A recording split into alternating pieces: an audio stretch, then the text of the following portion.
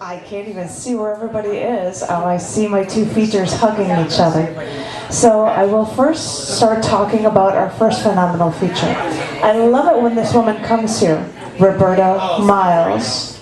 Oh, they're still hugging.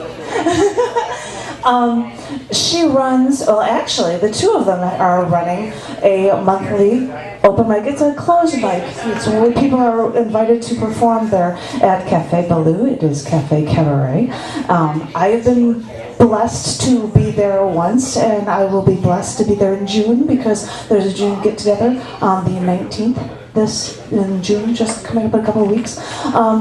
She does a really, really great show. She is a phenomenal performer, and everybody is trying to get her attention right now because they all like her so much.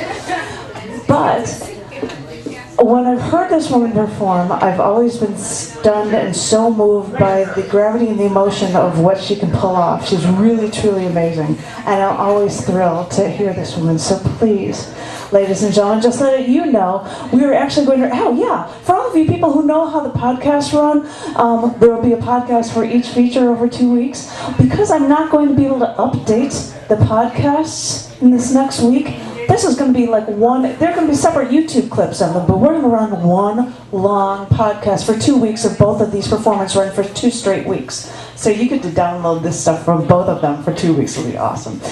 Sorry, I had to get that out of the way. So in the meantime, we're going to get to an incredibly wonderful, I'm so looking forward to this, ladies and gentlemen. Please give it up for our first feature this evening. Give it up for Roberta Miles.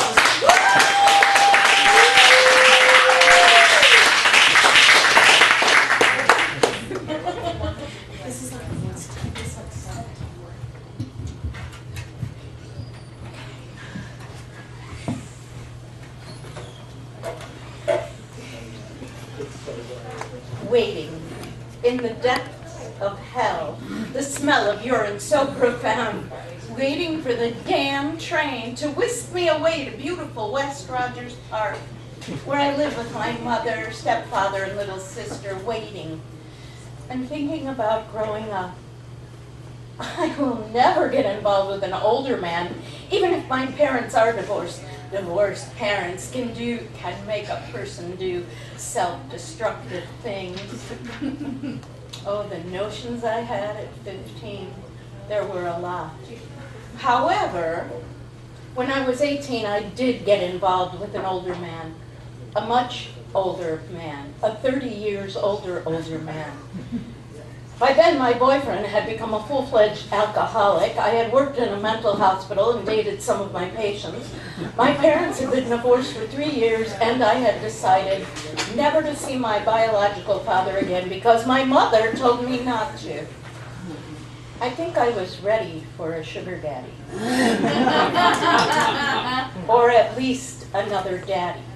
Or at least someone who I perceived as sane. Like someone 30 years older who wanted to have in-depth conversations about life with an 18-year-old while he sat next to me brushing my long and luxurious hair. It really did feel great. Turbulent doesn't even begin to explain my life and my state of mind. We met in an elevator. He pinched my butt and my mind exploded. I had just found an older man who found me attractive. This extraordinary event changed my life, literally, to this day. As he rushed out of the elevator, he blurted a bunch of numbers at me and told me to call. Call? By the time I got to my destination, I had already reasoned that my life was over, and I was a sexual risk taker, so what more could go wrong? I called. Told him who I was, the butt that he had just pinched in the elevator, and he told me to meet him the following night at the Howard Street station. It's a color now, maybe red, and I hear it doesn't reek of urine anymore. And then it began. In my mind, it's a small dark room, and I've taken off all my clothes. I scramble into the bed and pull the covers up over my vulnerability, but the blanket doesn't cover my neurosis, my need to be loved, my confusion. I'm staring at the gray shadows in the cold darkness. Then you walk in, so full of yourself, pumped up, all decked out in your long, bright, white, crisp undershirt and white boxers. My brain feels like it's going to explode. It's not at all as sexy as I thought it would be. It was dangerous and confusing, and it was my life being changed forever. If I hadn't been so giddy and excited while I was teasing you into my life, if you hadn't been so susceptible to crossing a boundary, so eager and ready to dance with me, we wouldn't be here. So you got into the bed and took off your crisp white underwear and held me fast and kissed me while my brain kept repeating, run, this isn't right or good or normal. And then I became lost in the magic, the sensation of your kisses and the comfort of your embrace, the safety. Your eagerness repulsed me, and your kisses were a violation. I was a child flirting with Daddy, but this Daddy became lost in the seduction and crossed a forbidden boundary. I told myself this wasn't sex. I was doing what I needed in order to survive. Survival. Yes, that's what it was. Survival. He rushes me into an exam room and lifts up my crisp white nurse's dress. He is so agitated that I start to feel heady and neurotic. Why am I here? Why am I working in a place where anyone can just push me up against a wall and play with my nipples, my wet crotch, and my huge bundle of paranoia? What is wrong with me? But the perks of this job surpasses what I really get paid for. Sucking on someone's old shrinking dick. He had opened a portal into another world, and I grabbed on and never let go. I have had a psychotic break, spent time in an institution, and have been on heavy medication since his death. I heard he was cocky, not well liked by other doctors, but highly respected, so I decided the adventure could be worth it. I wanted to be one of his girls. I heard he surrounded himself with devastatingly gorgeous women. I wanted to be one of them, because then I would be beautiful. He once told me I was attractive, but not beautiful. I didn't know why, I didn't know how, but it happened. And I look back and realize it was something I did, an impropriety. Unacceptable, an out-of-bounds behavior. But I am an out-of-bounds woman. A psychological question mark. Push the boundaries, and then hate the behavior, hate the person, hate the world. Men are willing participants like lemmings, like moths to the flame. Men are cooties. I demand attention. If I don't get it, you are fucked. If I don't get it, you are an asshole. If I don't get it, you must have 2 balls and a schlong. It's all that simple. Don't pretend to woo me with inexpensive trinkets and think that I'll respond. You see, I've already had the best. Everything else is just crap. It doesn't stir me. Don't take me to a dingy motel. Don't tell me it's the best you can do, please. I've had all the lies I can stomach. If your wife gets a trip around the world and I only get your penis, fuck you. It ain't that great. If your wife gets a maid 3 times a week and I only get an apartment, fuck you. It ain't that great. If your wife decides to leave you and I get stuck with you, fuck you. You ain't that great. So that's how it goes, my friend. If you are stupid enough to engage with me, just remember that at the end of the love affair, I will fuck you.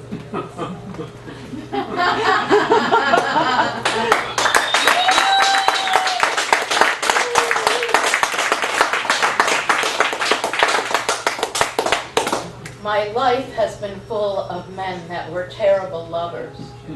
Or is it me? There, I did the deed, he boasted. I was repulsed. That's what he said. He popped his head out from my ooey gooey wet lips and said, there, I did the deed. Who says shit like that?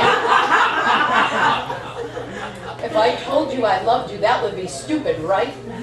He wasn't in love with me. He was in love with his idea of me. I liken it to my fixation on Fannie Mae pixies. I want them so bad, but it's my idea of them. I am in love with my idea of those chocolate caramel-coated pecans. Whenever he saw me, he wanted me, and he wanted me bad.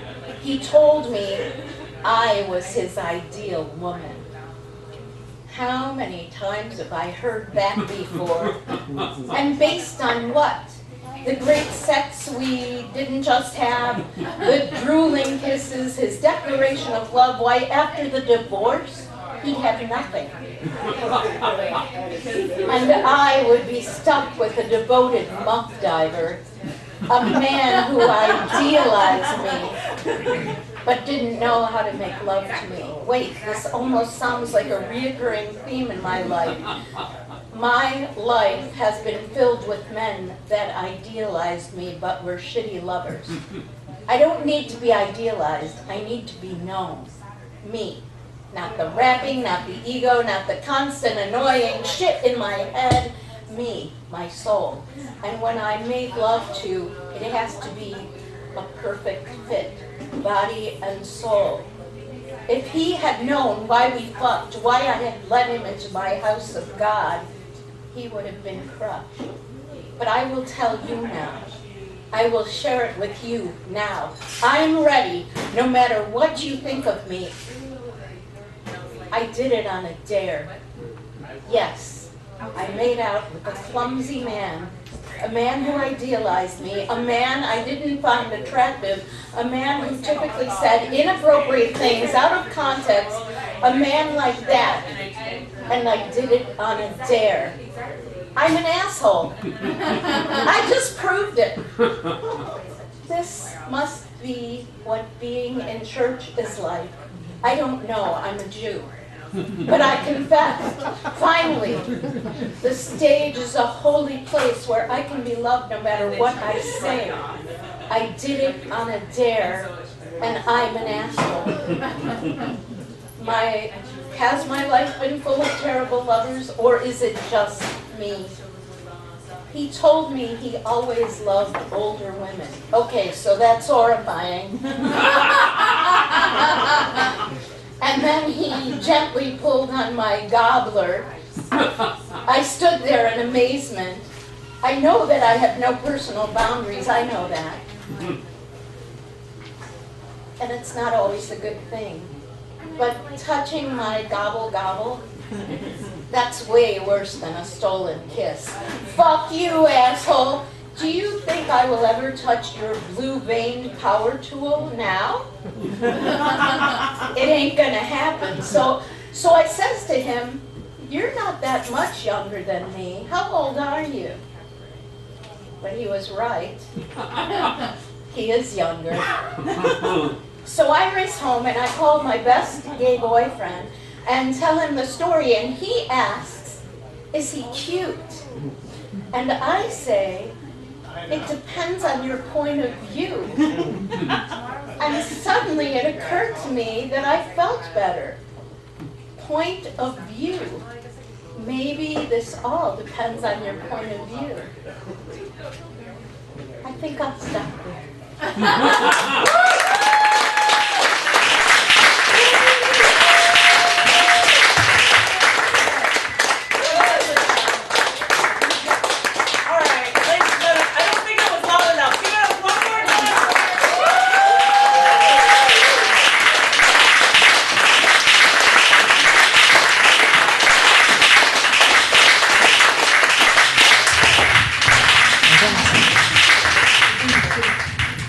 Before I call up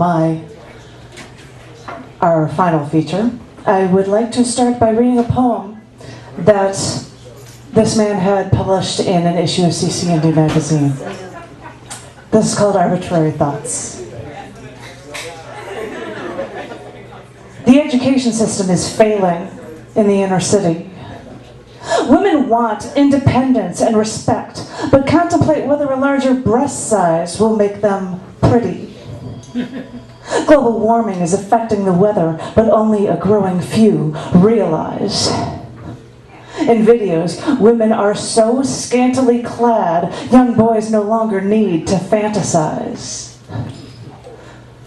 Feels good to know someone may not like me because of skin's color. Funny, hilarious, that a man can be married to one woman and love another. What a startling turn of events that words like bitch or shit on regular television during prime time is okay. And computers should be excellent learning aids for our kids, but instead they are bait to make them predators' prey. Isn't it possible that HIV and crack are diseases the government made?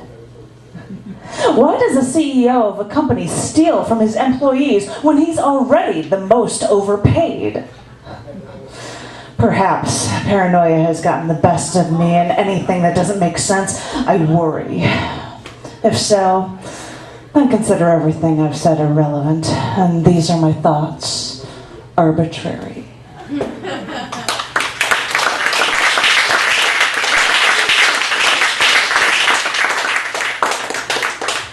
I said this man was the co-host with Roberta Miles, and I think Roberta Miles probably does more of it than he does, but he also happens, I think she does. I do. I get the sinking feeling. But I think he also runs a weekly open mic and feature space at Poetry's Love Letter at Let Them Eat Chocolate every month, and he always, I'm sure he doesn't bring anything with him because he has everything memorized. This man is a great performer. And I'm thrilled that he's our second feature this evening. So ladies and gentlemen, please give it up for G.P.A.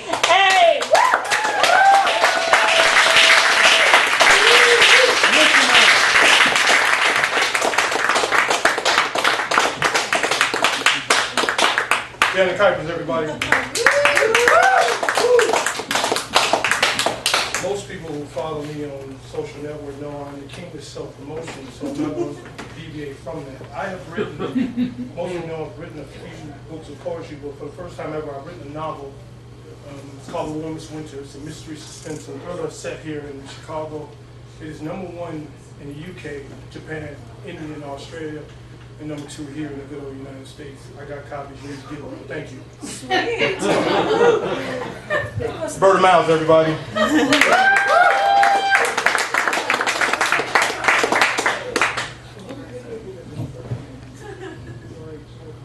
From the moment I met you, I loved you.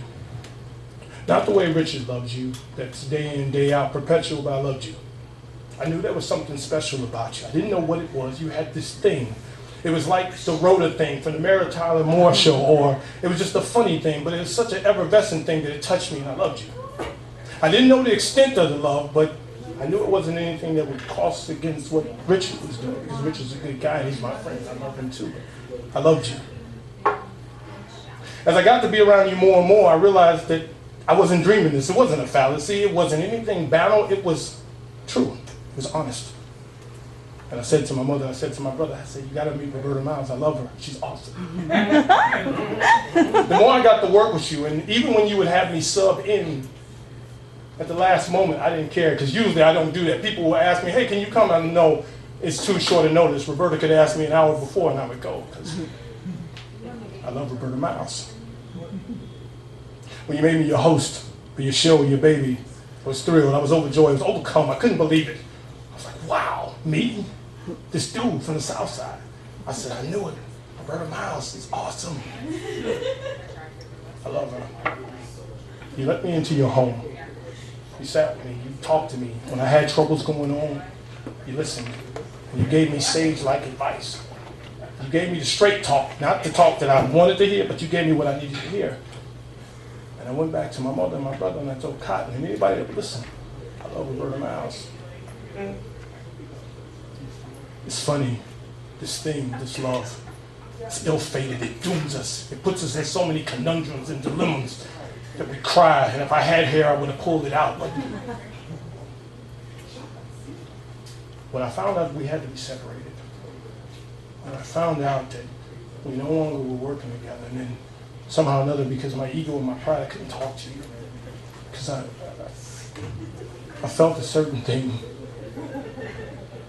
And then seeing you tonight, listening to you, hugging you, I remember what was most important. Forget the fact that I'm not host anymore. Forget whatever went on. Forget the fact I tell you, in front of all these people, I love you.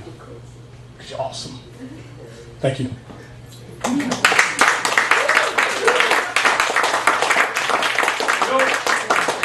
A lot of heavy-hitting poets, badasses in here. Can you get this for me, please? It's time to get down to business. Can you get this?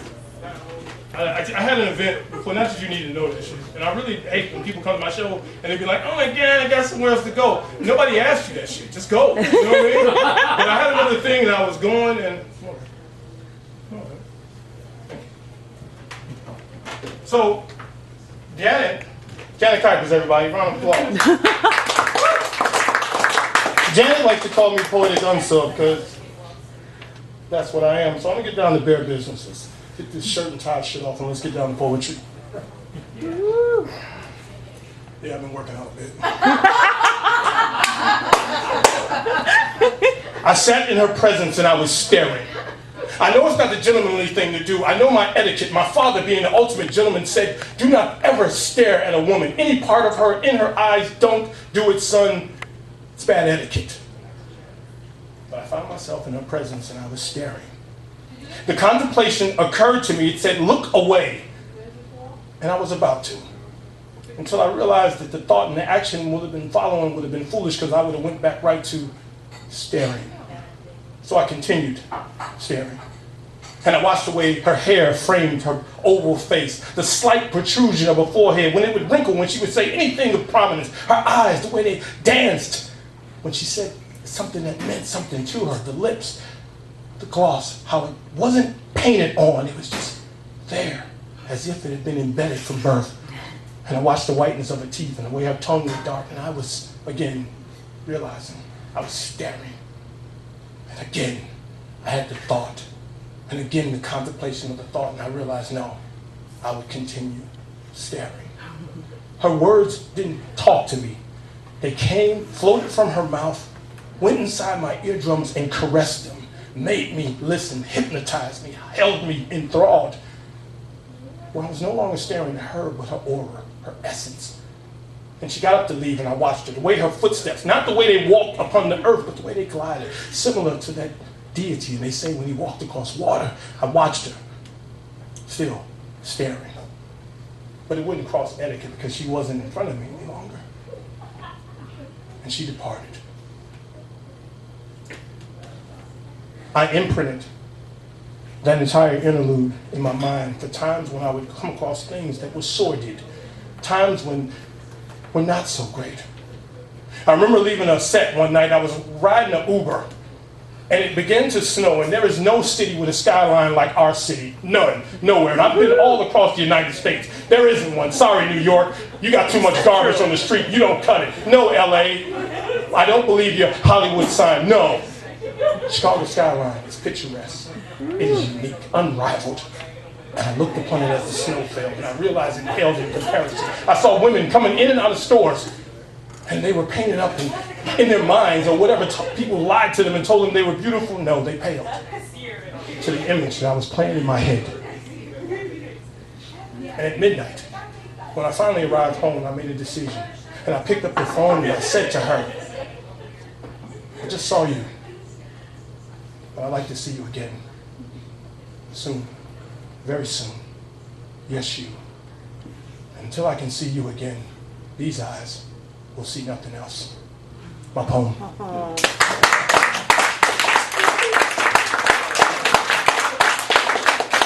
Did you get that? Kyle, did you get that? Did you get that? Huh? Did you get it, baby? Such a show off. What a Arrogant prick, conceited bastard, even though I know both my parents. I'm a conceited. Usually, like, right, am I right? You're a bastard if you don't know both your parents. I know both of them, but I'm just conceited, and the bastard just sounds, you conceited bastard. I was like, no, I know my parents. You can't call me that. Funny shit on the way here. You're going to love this, right? I know. No. I'm not a stand-up dude. I just watch a lot of Amy Schumer, right? I know as a black dude, I'm not supposed to like Amy Schumer. I know this. I know as a black dude, I'm not supposed to like Amy Schumer, but I bought tickets and I took that lady back there and I made her come with me, even though she didn't really want to go. I had to go because I missed it 2 times previous. Not that I've been stalking Amy Schumer on Twitter, nothing like that. I'm not copping to that. The statute of limitations hasn't run out yet, so I can't. The wonderful woman in the hat who was just here, Cotton Campbell. Pretty fucking awesome. Pretty awesome, and that's an understatement. She and I have both are up for nominations for the National Poetry Awards, respectively. Her for Poetry Author of the Year for this book. I Am Poetry Believe, and me for Poet of the Year, just because, well, you know.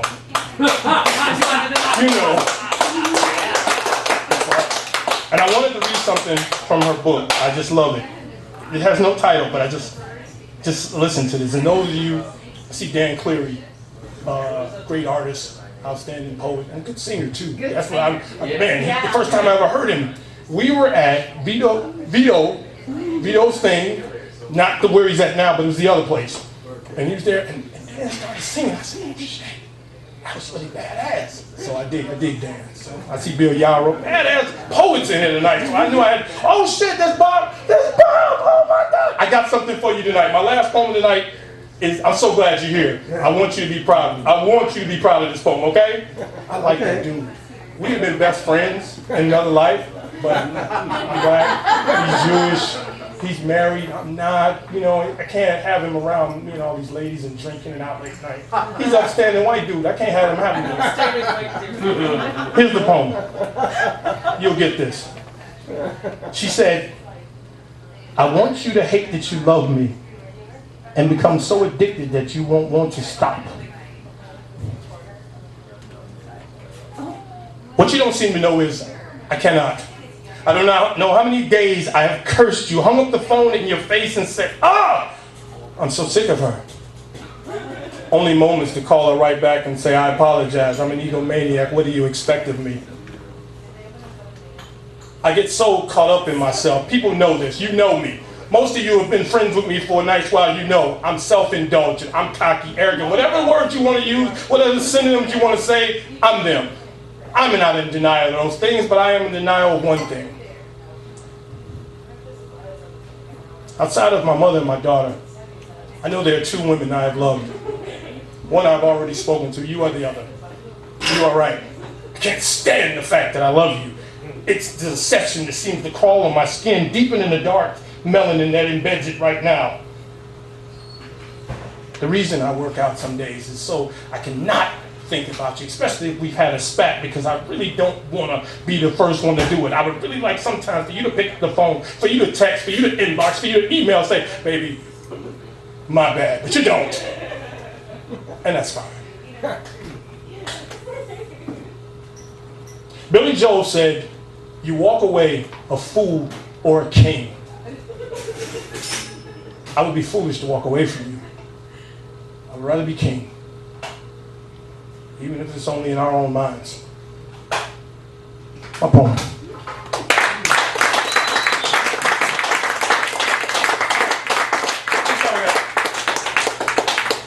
You have time. She was short, so if you want to take time, you're fine. Are you serious? Yes, I'm serious. Because I like that. If you want to do that. I wanted G.P.A. to have the time. I love Roberta I Miles. wanted to see what you had to say. Oh well. I should have heard You know what, Roberta? I have nothing. I'm like the Whitney Houston song. I have absolutely nothing. Right? Let's say Holly Baldry. Oh shit! Oh my God, she's out on a weeknight. What the fuck is that? Oh, hey, bartender, if she's having anything, cut her off now. Nothing. Speaking of which, this is a guy earlier, I wrote this an hour ago. So bear with me. I wrote it an hour ago. Me and David Slattery and I are nothing alike. I have no aspirations to be David Slattery, and for what I know, David Slattery has no aspirations to be me. David Slattery is a shorter, sort of pouchy white dude, and a great comedian, and I'm this dude over here, so there's nothing similar. David Slattery told stories today about infidelity, trust broken, him being cuckolded. And I realized I'm not David Slattery, I'm G.P.A, I'm that dude, and then it hit me like a ton of bricks. It hit me like the Incredible Hulk swinging, winding back and punching. It hit me like every time those damn Bears play the Packers and lose, it hit me. Fucking Bears. Cutler, bastard. Real quick, sidebar to the poem. Cutler should be arrested for embezzlement, for taking all the money and doing absolutely shit. Okay. Back to the poem. I sat there and realized, I remembered the phone call from a lady that I didn't know, telling me she knew where my daughter's mother was. And I said, no, she's not there, she's at work. She says, no. And she called the phone number, and a man answered. And they had words. Obviously, they had history. And then my daughter's mother came on the phone and spoke of how she wasn't doing anything except living her life. And I did nothing. I was a coward. I said nothing except listen to the phone call. And the pain that she moved everything out of our house, including our daughter, and left. I am not David Slattery. David Slattery is not me. We are not the same. We have nothing in common.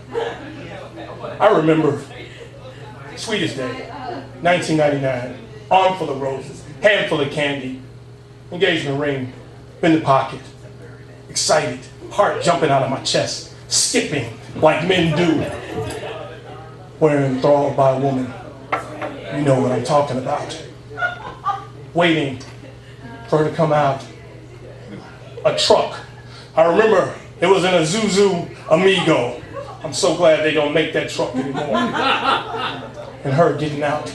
It is 8 o'clock in the morning. Where was she coming from? And there was a man in the driver's seat. And the conversation. We've grown apart. Somewhere else I think I would be happier. Her never seeing the ring, the flowers being left on the street, the candies thrown somewhere, and some David probably picked them up and had him for his meal. David Slattery is not me. I am not David Slattery. He and I have nothing in common. I remember happening upon an email sent to my former wife, followed by text messages that came in the middle of the night, followed by inboxes. And I know you're not supposed to go, but sometimes you break the rules and you look and there it was. Details. Meetings. I was the cuckold. I am not David Slattery. David Slattery is not me. We have nothing in common. I remember clearly now as it came back, as I listened to David tell his story, I remember the jokes that people played in grammar school. You know, so-and-so likes you. Really? And you run up to so-and-so and you find that so-and-so has no inclination affectionately towards you whatsoever. I remember. I am not David Slattery. David Slattery. It's not me. We have nothing in common. Or do we? Bapom.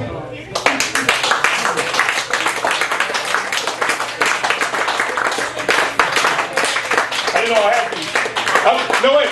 No, seriously. Cotton said, hey, what have you been doing? Nothing. She says, you've been doing something. Nothing. She says, yeah, you have. I said, well, okay, maybe a little bit. Nothing. Everybody okay? Y'all good? Yeah. Fucking Bill Yarrow. Oh, shit. Fucking Bill Yarrow. Let me tell you, if there's anybody that's so prolific in getting published, it's that motherfucker. Oh, and I featured with him last year. You got to check that out. I featured with him. He didn't feature with me. I featured with him. Imagine that. Say that. Play that over. It's the only time you're gonna hear me say some shit like that. Usually I get top billing, but I'll feature with him, so that's all good. I'm cool. I'm cool. I see Joffrey in the house. Did I see Joffrey? Joffrey, what's up, baby? I see you. Okay, got you. This one's for you. I remember when I did this. You and I performed at what's the thing, Janet? You, I, Joffrey, a couple other people. We performed. What was the thing at the Cultural Center? Do you remember that? It was that 2013? It was on a Wednesday. It was like the afternoon, like 12 in the afternoon. You remember that? Did you were featuring? You were featuring. We were featuring that day, and it went for a few hours. That was in the middle of the day. Ida, Black event. Yeah, that was in January. Yeah. A couple years ago, right? Yeah, and then I did one. Right. Joffrey, you'll probably remember this poem. This is a little throwback song. Is that okay with y'all? Throwback, and then I get to some shit from my new book. Everybody all right back there? Cool? Yeah. Black Hawks winning? Hell yeah. Let's go. I'm gonna do it. Right. Cotton, did you hear that? Janet, you hear what she says? Read the damn poem. Like, okay. Right. I'm done talking. All right, look. That's the last little. I'm just poems. I'm sorry. Got a little carried away. I see people I like, I respect. I got a little carried away. Fuck it. I'm just gonna do poems. Okay, Janet?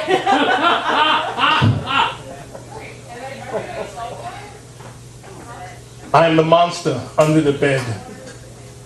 I am the boogeyman hiding in the closet. Except when you come with your friends to verify my existence, I am not there. But when you come back to retrieve your coat or your jacket, I am the one handing it to you. Fangs extended from my mouth, saliva dripping from them because I'm ravenous. I am Jason Voorhees, Michael Myers, Pennywise, Pinhead. And no matter how many times you think you vanquish me or kill me, as soon as they make another sequel, I come right back. I am Lex Luthor, the Joker, Grodd, Simon Boss, Sinister, Riff Raff, and all the respective superheroes that engage them in battle. And this clearly illustrates the perpetuality of good versus evil. I am the proverbial fly in the ointment who shows up at the picnic, and no matter how much you swat at me, I don't go anywhere. I do tap dances in the coleslaw. I do backstrokes in the potato salad, and that rib that you're getting ready to put in your mouth, I'm hanging, swinging from the fork that's on it. And these are the metaphors of permanence to show you what I truly am. I am the anger and hatred of Beelzebub as he sits in the bowels of hell with his middle finger extended towards heaven, angry because he got cast out. And I am the disappointment and the resignation of the Almighty himself, because he knew when he created Lucifer, he would have no recourse but to do so. I am dark-skinned and the people that possess it. And no matter how many slave ships and diseases that we were put on and thought they would kill us, no matter how many chains they put on us and thought they would enslave us, no matter how many whips and dogs they sent at us and thought that would make us subordinate, and no matter how many epithets that are hurled at us from without and within our own race, the people that possess it are still here. And weather can't even temper it, because all we do is put baby oil or lotion on it, and it goes back to normal. And these are the metaphors and of permanence that show you what I truly am. And I confess to everyone, I am an addict. But there are no pipes.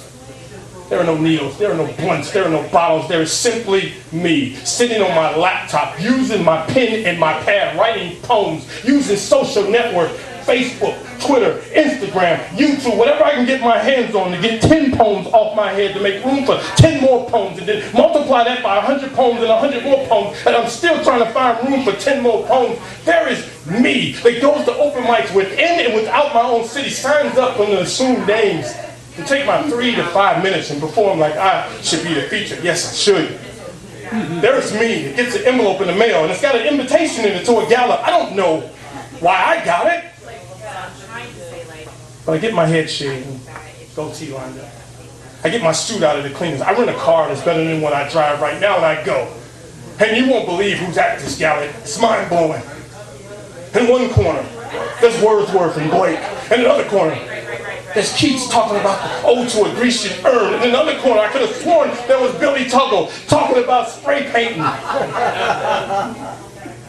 And I swear, that damn Charlie Newman is over there giving the rules of what you should not do when you perform. Don't use the microphone. Don't use the microphone. There was Langston Hughes and Nikki Giovanni along with, and they just are in a cipher exchanging rhymes. And a gray-haired lady approaches me. And I bow my head in reverence, and she lifts my face by my chin. And in a cadence signature, the only Dr. Maya Angelou, she says to me, "My child, welcome, you are home." I realize my life now has purpose. I realize I am nowhere wayward and lost. I realize that this skin that I'm in is temporary and irrelevant.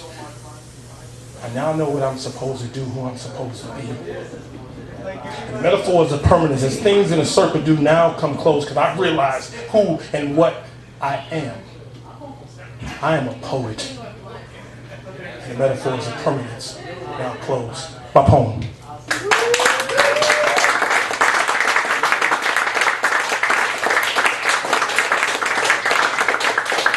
Shirt's kind of expensive. I don't know what the hell I was doing. That was too much dramatics.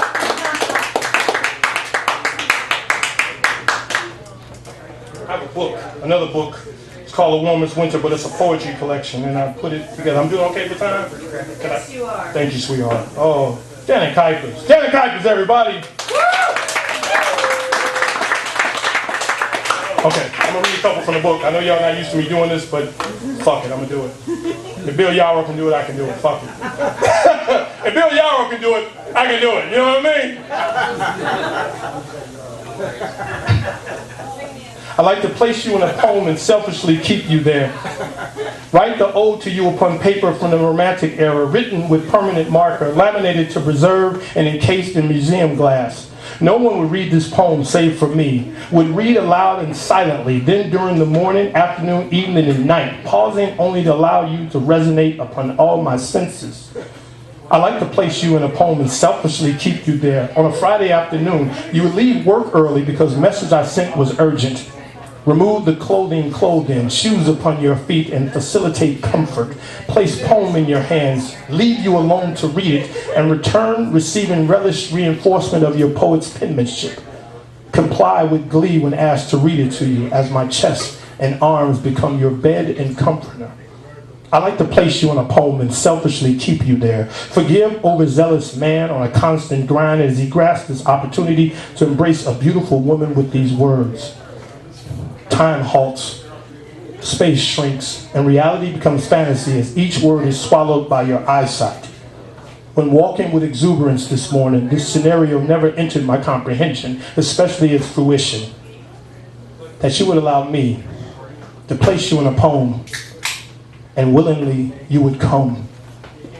I plan to keep you here. I like to place you in a poem. My poem.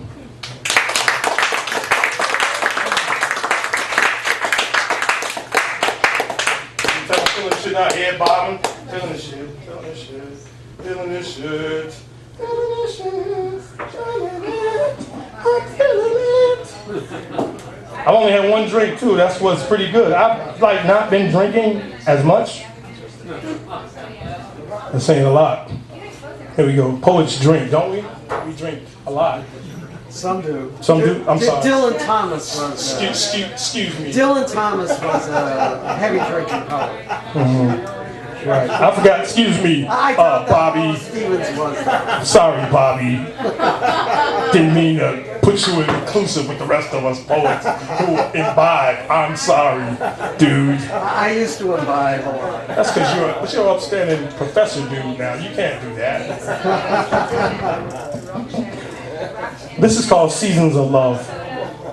In Chicago, fall is beautiful. The leaves are an abundance of colors that fall from trees, decorating the terrain. It is not freezing cold yet, so as the orange of the sky holds hands with the blue of the sky while watching the darker blue of the water caress the sand, we can walk side by side and hold hands. Winters are brutal here sometimes. The extremes travel between several feet of snow and double degrees descending below zero. So walking outside is no longer whimsical, but occurs only on occasions necessary. Hot chocolate, microwave popcorn, and movies are opportunities for us to watch winter without weathering it and be closer. Spring is fall's twin. The only difference is that the former brings warmth after the cold, while fall does the opposite. Bright becomes the background of colors. An hour is added to the day, giving us more time to spend. Birds return from their journey to sit with us in the park. 90 degrees and above weather occurs from time to time, but unlike in winter, Retreating inside only causes us to avoid many concerts and festivals. We don't wish to do that. Most days it meanders in the 80s, and so long as the humidity stays at bay, we are outside in the mist. So many places to go, things to see, and we do together. The seasons come and go in Chicago. Other cities, it doesn't matter which it is, so long as we love. My poem.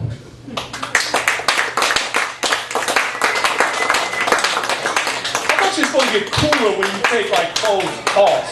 Like it seems I'm sweating like a motherfucker. You ever see those I am Arab dark. guys? No. I forget I'm dark. And there's the lights. And it's dark and it traps the heat and what You ever happens. see those Arab guys? How they dress in all those. I'm black. I'm not Arab. What are you talking about? But I mean, in the heat in the desert, they wear all those skirts and Me stuff. and you gonna have to talk after I get done. I don't know, man. I gotta reevaluate our friendship. I don't know what's going on. You know what you're doing? You know what you're doing right now? You're doing what Jerry Pendergrass normally does and let them eat chocolate. Doesn't he? He throws out these facts that nobody else knows but him. Like, he's actually smarter than a 5th grader for real. Like, right? Pendergrass. And he hasn't said anything all night. Don't start now. I'm gonna end with this. I'm thinking though. I know, Jerry. The most important man I'll ever meet, I know. That's what he told me when he met me. I'm the egomaniac. I'm the egomaniac. Thank you to Janet for having me tonight. Appreciate you. Thank you, Roberta. That's when y'all supposed to clap. When I say thank you to somebody, y'all clap.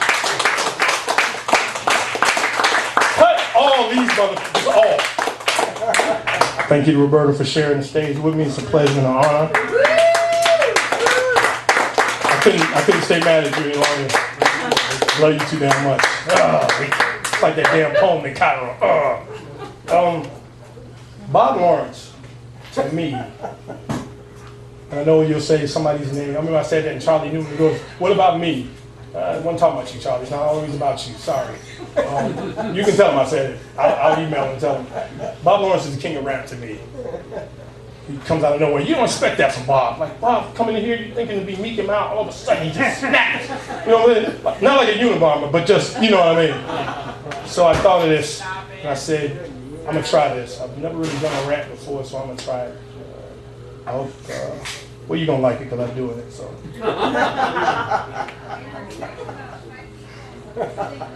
Why? Please, why?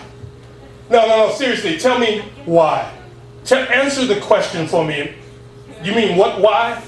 How, why, when, why? No. I mean, you want me to stay in my place. I understand. Is that because of the color of my skin or because I speak too loudly? They say all the time, and I'm so sick of it, they say, be humble. You should be more humble. You should not. You shouldn't feel this good about yourself. You're not supposed to say these things about yourself. You're not supposed to tell them what I feel is the truth about myself. When people or kids are overweight, we tell them, oh my God, you're beautiful as you are. You don't need to change anything. But what about those of us who aren't? What are we supposed to do? Wait till they catch up or sit here in this stasis and not feel good about ourselves? We tell people who have wanted to commit suicide and do these things themselves, no, you're a wonderful person. Feel better about yourself. What about those of us who have cherished our lives and find every moment that we're alive valuable? Are we not supposed to do similar? The hypocrisy of it all. I hear all the time in my inbox, in conversations, you know, if you were more humble, more people would like you. I said, well, fuck them, I like me.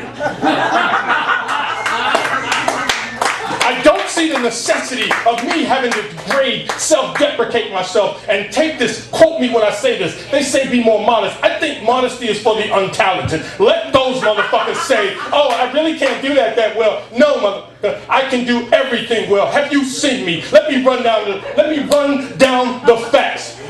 If you go on Amazon and pick up a book or punch my name in, usually I'm between 1 or 2 spaces, 1 and 2 with a respective category. That's me. If you go to Reverb Nation, I am #1 in the United States, #1 in the world, #1 more importantly in my city. #1 for spoken word, and I don't even do that shit. I have sold books in countries I've never been to. Hell, I've barely been out of Chicago and through my United States. I've never been to Ireland, never been to Australia, but damn it if I don't have #1 books there. So you tell me I'm not supposed to speak the truth. You tell me to say, no, I'm not that good. I'm okay. I'm all right. While you continue to reap benefits around me. The hypocrisy of it all. I remember what it was like to be bullied. You know this story. I've told it plenty of times. What you don't know, because of my dark skin inside my own race, I remember what it's like to be called ugly. I remember what it was like to stand over in the corner and no one want to dance with you. But damn it if my dance card isn't filled up right now. Damn it if when I write something, women don't go crazy. They know, they see me on TV. Yes, I've been on Empire. Yes, I've been on Chicago PD. Yes, I'm in the Batman and Superman movie. Yes, I'm SAG eligible. I'm not ashamed of anything. I am a badass and I can back it up. I do not want to be modest. Take your humility, turn it sideways and shove it straight up your ass. I don't want to do it.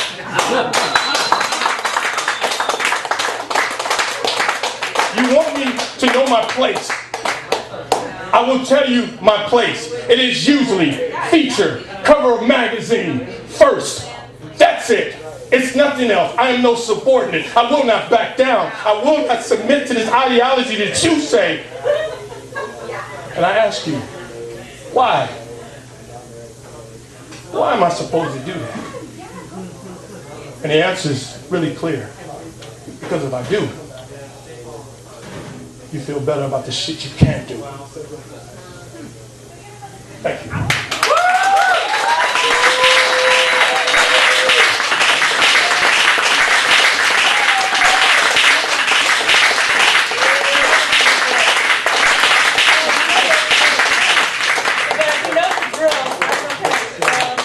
I don't think that was loud enough, ladies and gentlemen. Give it up one more time for G.P.A.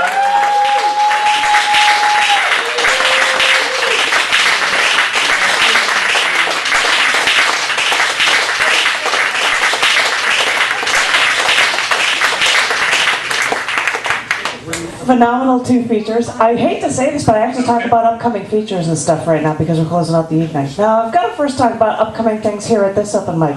By the way, you can look in their little pieces of paper that have the upcoming dates and details about it here. But in 2 weeks, we're going to a 7 to 9 schedule, and on June 10th, we've got Jason Noah, who you heard earlier. Oh, awesome. No one. And on June 24th, we've got 2. We've got Lucia Blinn and Don Hargraves, a double feature for the evening. Hey, Con, we've got Con on July 9th. July 22nd, we've got a man who likes to go by the name of Poetry, along with Ross Berman, who is the musician guy, the leader of Singer-Songwriter Night. So he's going to be doing a really cool feature set with music as well, and I could tell you more and more about it, but you can always go to www.chaoticarts.org/TheCafe to get a schedule and everything for everything. I also have to mention a few things about upcoming features that I know of in June, because I believe Jeff Helgeson gave me this thing for Bloomsday, because it's going to be in Chicago again. They are doing a feature for Ulysses, James Joyce's Ulysses, and there's a couple of people that are going to be reading from it. I get to be one of them, yippee skippy. That's at the 2nd floor of the Galway Arms. There's a Facebook event listing for it. I guess there's a $7 cover for it. It says it's on this card. But if you want to know anything about it, you can find it on Facebook. I also happen to know that on July 19th, that is when your thing is at Cabaret, correct? June 19th? It's a Friday. Okay. Because I'm one of the features. And you should have oh yeah, that one. Yeah, you should start a Facebook thing so people might know about it. She's going to have a bunch of performers, including me, and in fact, I'm doing this really kick-ass thing about going to prison and stuff called Rap Sheet. It'll be interesting. I'm never going to read these anywhere else. It'll be cool. And the Soft-Spoken Poet herself is setting up a thing on the 20th, Saturday the 20th, is a special invite for readings of poems called 10 Shades of Chocolate, and there are comedians and poets and performers and all sorts of really cool stuff. I know I'm one of them, but it'll be really cool. You can check that out as well. There's a Facebook listing for that, and as I told you guys, if you guys haven't seen it, there's a Facebook listing set up for my birthday on June 22nd. Which I don't have a plan for. But then we've got the 24th here as well. So thank you all so very much. Find out that info, and I look forward to seeing you in 2 weeks. Thank you. Thank you so much.